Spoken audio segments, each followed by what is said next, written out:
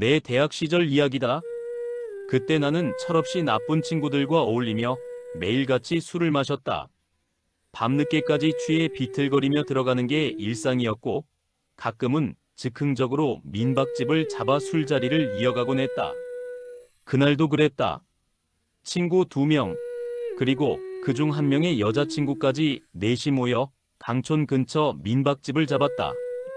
여름이라 바깥은 숨막히게 더웠고, 산속 깊은 곳에 자리한 민박집은 낮에도 어두컴컴했는데 밤이 되자 더욱 음습했다.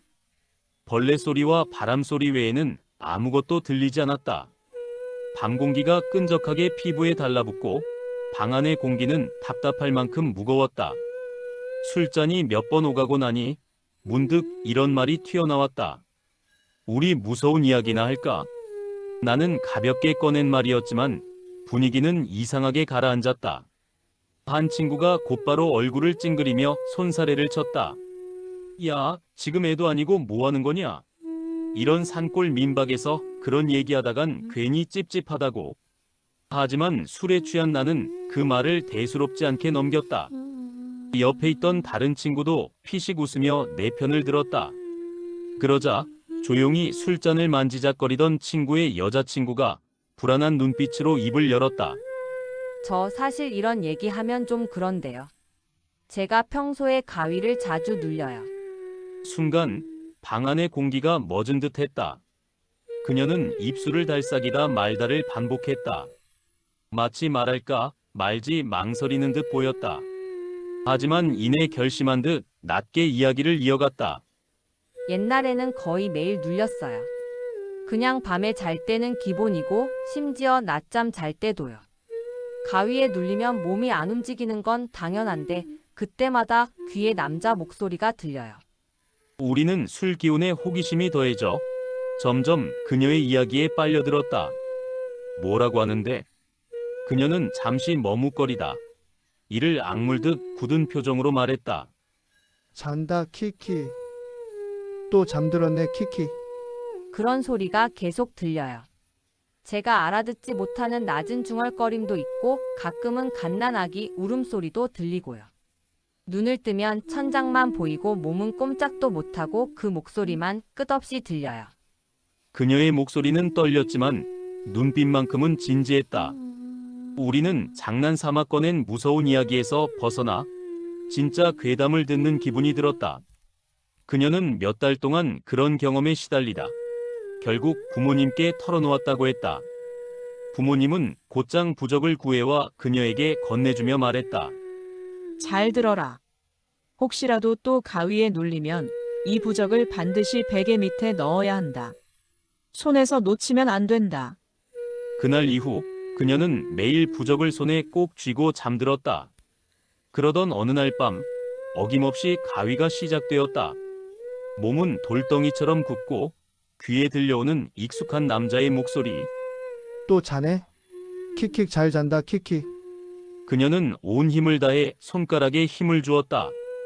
손바닥에서 미끄러질 듯한 부적을 간신히 붙잡아 베개 밑으로 밀어넣는 데 성공했다. 그러자 순간 모든 소리가 멎었다. 마치 세상이 통째로 사라진 듯 방 안이 고요해졌다. 그녀는 안도했다. 하지만 그 순간 섬뜩한 기운이 스며들었다. 숨이 막힐 듯한 정적 속에서 누군가가 곁에 서 있는 기분이 들었다. 그리고 귓가에 낮게 울린 목소리. 제법인데? 그런다고 내가 떠날 것 같아. 순간 심장이 얼어붙은 듯 뛰기 시작했고 온몸이 떨렸다. 그녀는 비명을 지르려 했지만 목소리가 나오지 않았다. 그저 눈물만 흘린 채 끔찍한 공포 속에 갇혀 있었다. 그녀는 결국 몸부림치며 깨어났다. 온몸은 식은땀으로 젖어 있었고 손은 아직도 떨리고 있었다. 그러나 더 큰 공포는 그 다음이었다. 침대 밑을 확인한 순간 그녀는 숨이 막혔다. 베개 밑에 넣었던 부적이 잘게 찢겨 있었다. 종이 조각들이 바람도 없는데 흩날리듯 바닥에 흩어져 있었다. 그녀는 그 자리에서 주저앉아 울부짖었다. 며칠 뒤 부모님과 함께 무당을 찾아갔다. 무당은 그녀의 이야기를 듣고는 단호하게 말했다. 그 집은 귀신이 스쳐가는 터다. 오래 머물면 붙는다. 운이 좋아 아직까지는 얇게 스쳐간 거지. 한번 제대로 붙으면 내 몸은 내 것이 아니게 된다. 그 말을 들은 그녀의 부모님은 그 길로 이사를 준비했다. 한 달 뒤 황급히 집을 옮겼고 그 이후로는 가위에 눌리지 않았다. 하지만 그녀는 아직도 그날의 기억을 생생히 떠올린다. 부적이 산산조각 나 있던 장면, 그리고 귓가에 속삭이던 그 낮고 비웃는 목소리. 키키, 또 자네? 잘 잔다. 그 소리가 지금도 꿈과 현실의 경계에서 들려오는 듯하다.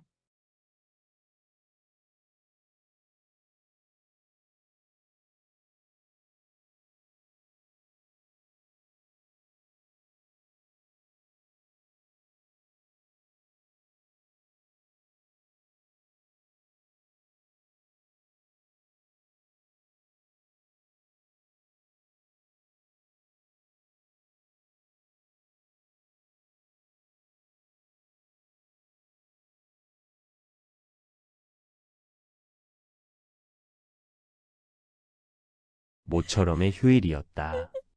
바쁘게 돌아가는 회사 생활 속에서 하루쯤은 숨을 고르고 싶었던 나는 고등학교 때부터 붙어 다니던 친구 종혁과 함께 근교의 댐으로 낚시를 가기로 했다. 종혁은 워낙 낚시를 좋아했고 나는 그저 친구 따라 바람이나 쐬자는 마음으로 동행한 것이었다. 아직 해가 뜨지 않은 새벽녘, 우리 둘은 커피 한 캔씩을 들고 고요한 도로를 달렸다.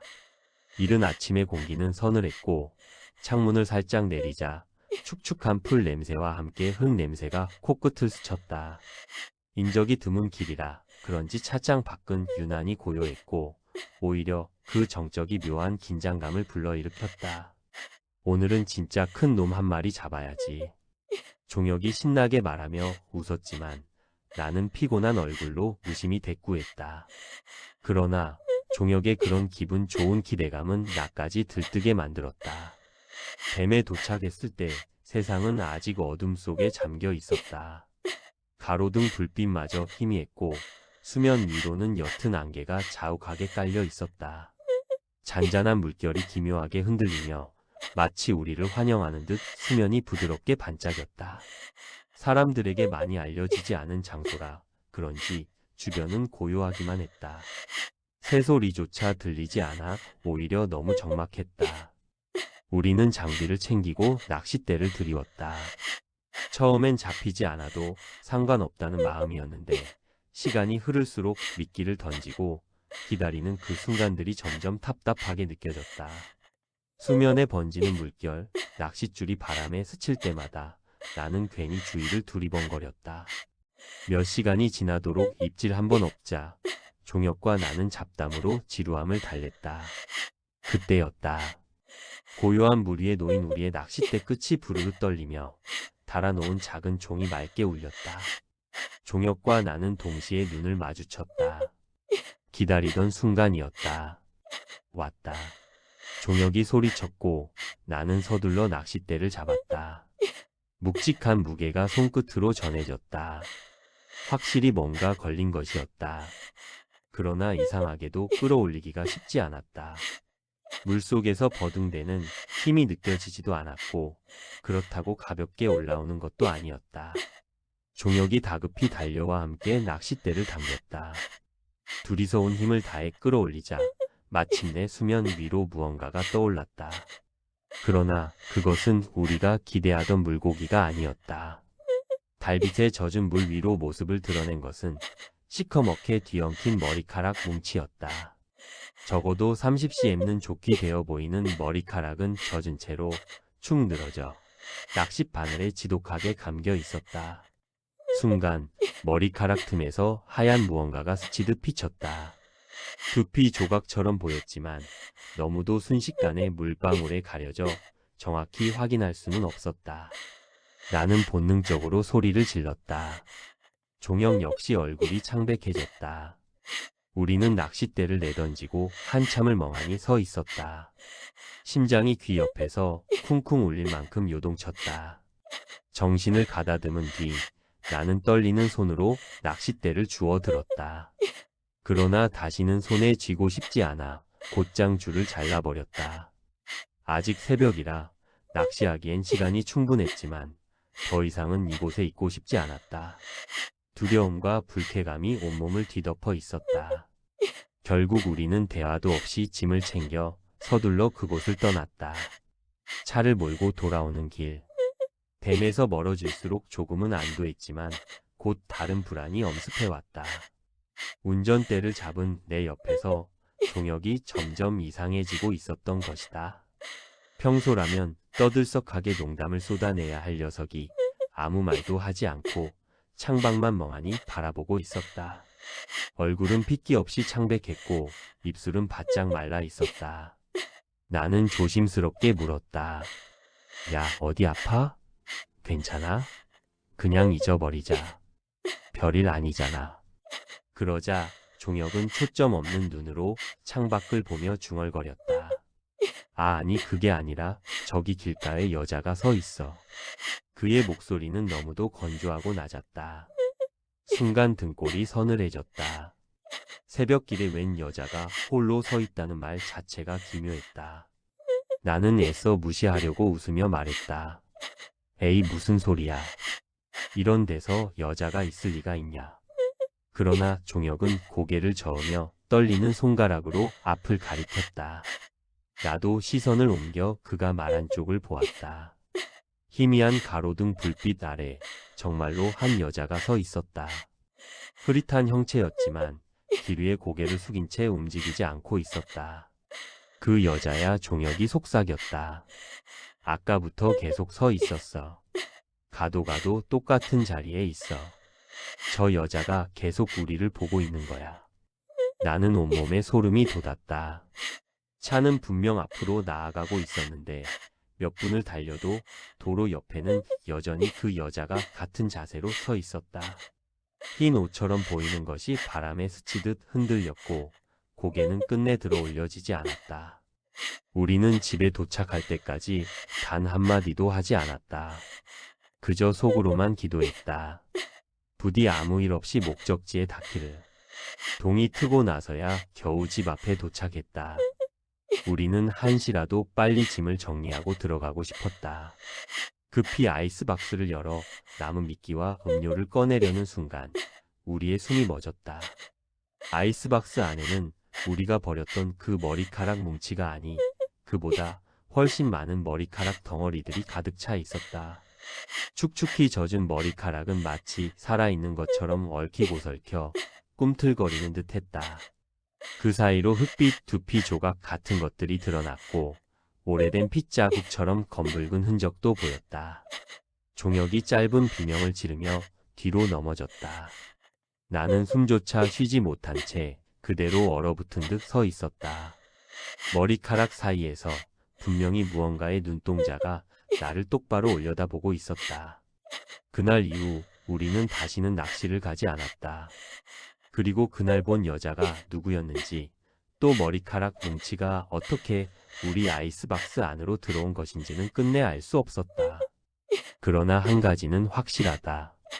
가끔씩 밤이 깊을 때 차창 밖을 보면 도로 옆에 그 여자가 여전히 서 있는 것만 같다. 마치 아직도 우리를 기다리고 있는 듯이.